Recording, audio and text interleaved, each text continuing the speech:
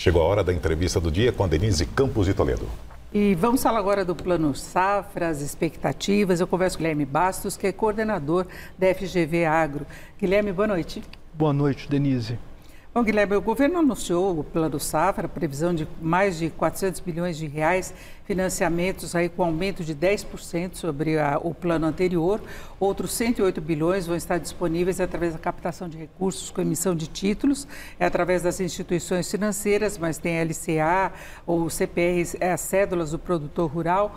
Agora, os produtores rurais, de modo geral, eles reclamaram, né, os grandes empresários, das taxas de juros que são sinalizadas, não é? Nós tivemos até há pouco o comentário do ministro Fávaro relacionando esse custo à manutenção da taxa básica elevada.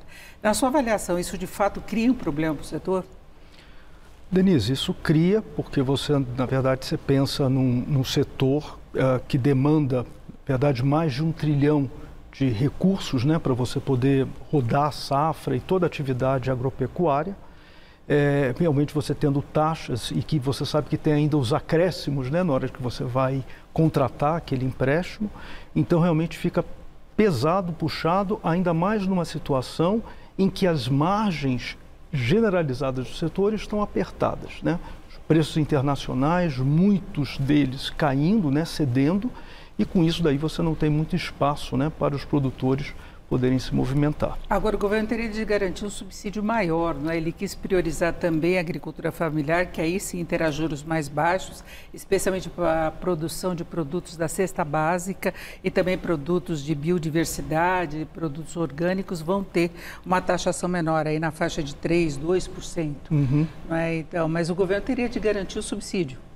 Isso, esse é um bom. Primeiro, acho que também tem um ponto aqui do Plano Safra, né, que muitos acham, né, que esses 400 bilhões, né, eles são recursos do governo colocados. Não, o que é efetivamente colocado é esse montante para a subvenção à taxa de juros, né, que vai para cada uma dessas linhas. E, de fato, o que aconteceu é que eles conseguiram ampliar esse volume para poder fazer essa subvenção.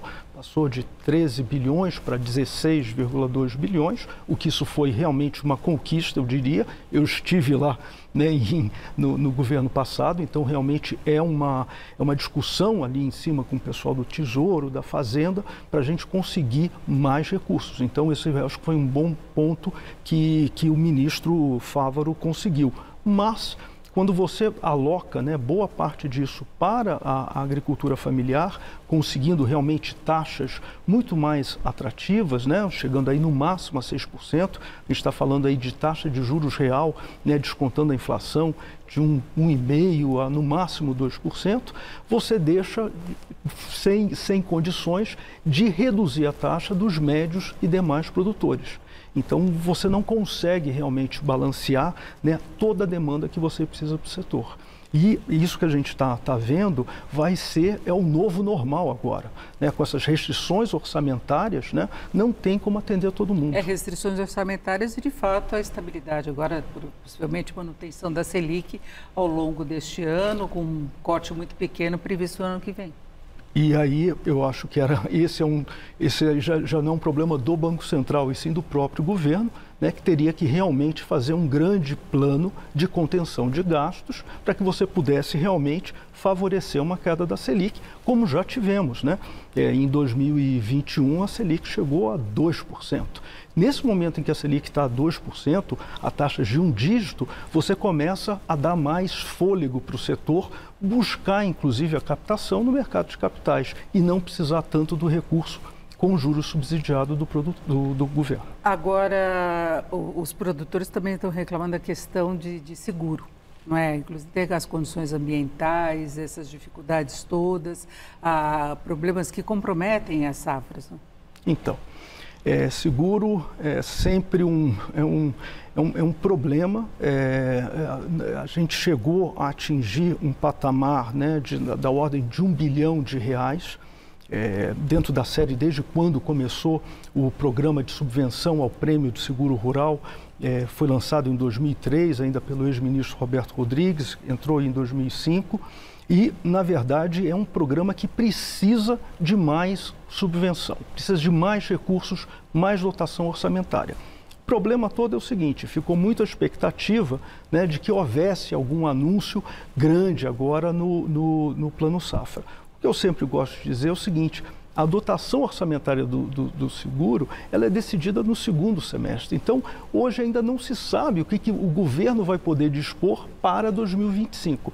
O que poderia ter sido feito era, dadas essas condições, essas incertezas climáticas, essa volta aí, né, essa mudança de El Niño para Laninha e tudo mais, voltar, seria realmente dar uma sinalização de um suporte, de uma complementação ao que já tinha de dotação esse ano. Isso eu acho que já seria um grande alento para que o setor conseguisse pelo menos poder contratar mais seguro para esse ano. E nós falamos dessa questão da agricultura familiar, o governo também teve preocupação com o arroz. Ele desistiu do leilão, depois de toda aquela polêmica do leilão que ocorreu, então não haverá importação dessa forma, a partir do que aconteceu no Rio Grande do Sul, mas ele definiu uma estratégia de estímulo para pegar todas as etapas, desde a escolha dos grãos, fornecimento, equipamentos, mas entra também nessa questão da agricultura familiar, não é? Sim, sim. E dá para suprir o mercado? A expectativa é boa?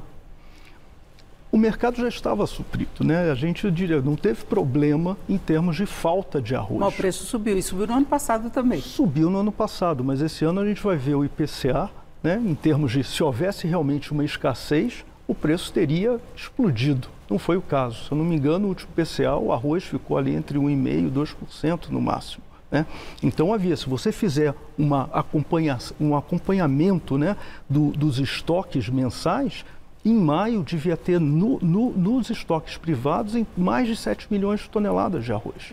Tinha sido colhido. Já tinha sido colhido e estava em estoque privado. Então, ele conseguiria, com a cadência do que teria de expectativa de importação e de exportação, tranquilamente abastecido todo o mercado brasileiro. Agora, tem uma preocupação com relação à reação do Rio Grande do Sul. E ele é importante na pauta agrícola brasileira e houve prejuízos, inclusive, de qualidade do solo. Sim. Eu acho que tem um grande desafio do Rio Grande do Sul para o ano que vem, que é exatamente essa recomposição das áreas. A questão toda é saber o seguinte, quanto das áreas foram efetivamente afetadas e vão precisar de um trabalho de recuperação de solo. Agora, com relação à questão do arroz para a agricultura familiar, é muito bem-vindo, claro, né? A questão toda é que nesse estímulo à produção da agricultura familiar, tem que se preocupar com uma outra coisa. Tem um incentivo à agricultura familiar para produzir mais, mas tem que ter a garantia de que vai comprar, né? Porque senão esse produto vai ficar lá na mão em excesso da agricultura familiar e vão vender a preço mais baixo. Agora o governo está colocando inclusive aquela opção dos contratos com o preço mínimo garantido, não é? Então é uma proteção. É uma proteção, mas significa que você vai ter mais gasto do governo para promover uma política dessa. Bom, ele estava querendo até importar para poder garantir o abastecimento. Agora, o fato é que a safra agrícola brasileira, neste ano, ela já vem menor por eventos climáticos, não é? E não são apenas as enchentes no sul, tem a questão no centro-oeste do excesso de calor. Houve uma mudança geral que está levando o alerta também, acendendo a luz aí para os produtores de modo geral. Sim. Com certeza, eu acho que o alerta da mudança climática está aí, eu acho que todo mundo nem precisa questionar. O que precisa agora é ter exatamente as atividades e práticas necessárias para você mitigar. Quer dizer, não só na parte financeira, que seria realmente dotar e prover, né, o setor com mais opções de seguro, né, para ele realmente poder, pelo menos financeiramente, continuar se mantendo sustentável, financeiramente saudável, né? E evitar não precisar depois renegociar dívidas e tudo mais. Esse seria um ponto. E o outro ponto são as práticas que sejam de agricultura regenerativa, que seja de reservação de água, né? Então você precisa garantir irrigação, né? As outorgas que precisam acelerar, você precisa realmente trabalhar para que você favoreça que o produtor consiga produzindo comida, né? E teve produtos aí de segunda safra que até melhoraram um pouco a perspectiva. Sim. É o caso do milho, por exemplo, que vinha numa revisão para baixo da safra, né? E é esse que é a maravilha do nosso setor, né? Você muitas vezes tem essas expectativas e como você acabou encurtando, né, o período de colheita da soja, você permitiu plantar o milho na janela ideal.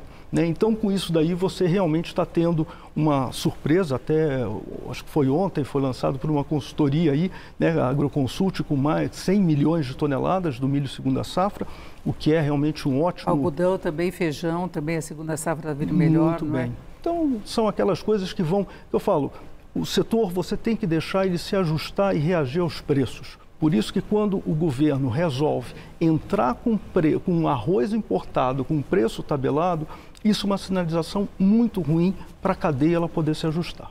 E nós ouvimos o Guilherme Bastos, que é coordenador da FGV Agro. Guilherme, mais uma vez, obrigado, uma boa noite. Muito obrigado, Denise, boa noite a todos. Obrigado. Com vocês.